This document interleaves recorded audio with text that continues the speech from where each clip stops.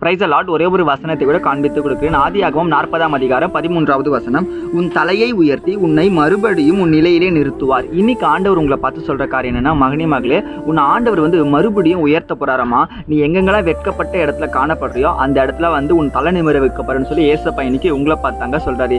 இன்னைக்கு உங்க லைஃப்ல பாத்தீங்கன்னா நீங்க நிறைய மனுஷங்க முன்னாடி வெட்கப்பட்ட சூழ்நிலையில காணப்படலாம். எல்லா மனுஷங்களும் உங்களை அவமானப்படுத்திட்டே இருக்கலாம். நீங்க என்ன முயற்சி எடுத்தா அது ஃபெயிலியர்ஸ்லயே போலாங்க. ஏசப்பா இன்னைக்கு உங்களை பார்த்து சொல்றாருங்க, நீங்க எங்கெங்கெல்லாம் வெட்கப்பட்டீங்களோ அங்கெல்லாம் மகனே மகளே நான் உன்னை உயர்த்த போறேன்னு சொல்லி ஏசப்பா இன்னைக்கு உங்களை பார்த்து சொல்றாருங்க. எப்ப நம்மள ஏசப்பா உயர்த்துவார் அப்படின்னு பாத்தீங்கன்னா, பைபிள்ல ஒரு வசனம் இருக்குங்க, ஏற்ற காலத்துல தேவன் உங்களை உயர்த்தும்படிக்கு அவருடைய பலத்த கைக்குள் அடங்கிருங்கள்ட்டு. அப்ப என்ன விஷயம்னா, மகனே மகளே, நீங்க ஏசப்பா சொல்ற பேச்சை கேட்டு நடந்தா மட்டும் போதாது, அவருடைய சித்தத்தின்படி நம்ம வாழ்க்கையை வாழ்ந்துகிட்டு அவர் எப்போ உயர்த்துவாரோ அது வரைக்கும் நம்ம பொறுமையா வெயிட் பண்ணணும்னு சொல்லி இன்னைக்கு ஆண்டவர் உங்களை பார்த்து என்ன பார்த்ததாங்க சொல்றாரு. நம்ம லைஃப்ல நம்ம சீக்கிரமா முன்னேறணும் நமக்கு எல்லாருக்குமே ஆசை இருக்கு. ஆனா எல்லாருமே நம்ம லைஃப்ல நிச்சயமா முன்னேற தான் போறோம். உங்க படிப்பா இருக்கட்டும், உங்க வேலையா இருக்கட்டும், உங்க பிசினஸா இருக்கட்டும், உங்களுடைய பிரச்சனை எல்லாம் மாதிரி நீங்க லைஃப்ல சூப்பரா சக்சஸ்ஃபுல்லா வருவீங்கன்னு தான் ஏசப்பா சொல்றாரு. ஆனா அது வரைக்கும் நீங்க என்ன பண்ணணும், வெயிட் பண்ணணும்னு சொல்லி ஏசப்பா இன்னைக்கு உங்களை பார்த்து சொல்றாரு. கர்த்தருக்காக நான் பொறுமையுடன் காத்திருந்தேன் தாவீது சொல்றார். அவர் என்னிடமாய் சாய்ந்தாராமா. ஏசப்பா உங்ககிட்ட என்கிட்ட நிச்சயமா சாய்வாரு. உங்க ஜபத்தையும் என் ஜபத்தையும் கேட்பாரு. விசுவாசிக்கிறீங்கன்னா ஆமேன் போட்டுக்கோங்க.